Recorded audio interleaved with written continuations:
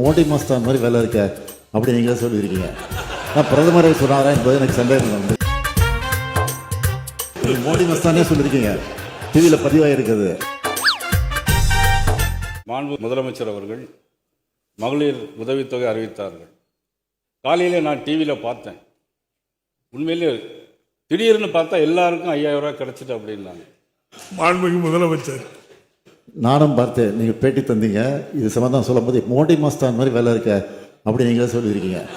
நான் பிரதமரை சொன்னாரா என்பது எனக்கு சந்தேகம் வந்து சொல்கிறேன்.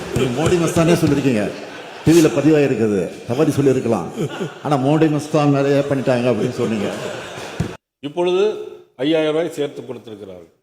அப்போ பாராளுமன்ற தேர்தல் வரும்போது கொடுத்தால் அந்த 28 மாதமும் ஏன் அவர்கள் கொடுக்கவில்லை? மாண்புமிகு முதலமைச்சர் மாண்புமிகு பேரவைத் தலைவர்களே, நாங்கள் ஆட்சிக்கு வந்தால் ஒவ்வொருவருக்கும் 15 லட்சம் ரூபாய். அது என்னாச்சு? அது சொல்லிட்டு இதெல்லாம் சொல்லுங்க, நல்லா இருக்கும். கடந்த 3 ஆண்டுகளில் மட்டும் பெண்களுக்கு எதிரான குற்றங்கள் மாண்புமிகு உறுப்பினர், மாண்புமிகு பேரவைத் தலைவர்களே, அந்த மணிப்பூர் கணக்கு சேர்த்து நீ சொன்னா சரியா இருக்கும். மாண்புமிகு பேரவைத் தலைவர்களே, இந்தியாவில் இருக்கக்கூடிய மாநிலங்களை ஒப்பிட்டு பார்க்கிற இடத்துல பெண்களுக்கு உரிய பாதுகாப்பும் ஆங்காங்கு நடைபெறக்கூடிய கலவரங்களும் குழந்தைகளுக்குரிய பாதுகாப்பும் தமிழ்நாட்டில் தான் பாதுகாப்பு சிறப்பாக இருக்கிறது என்று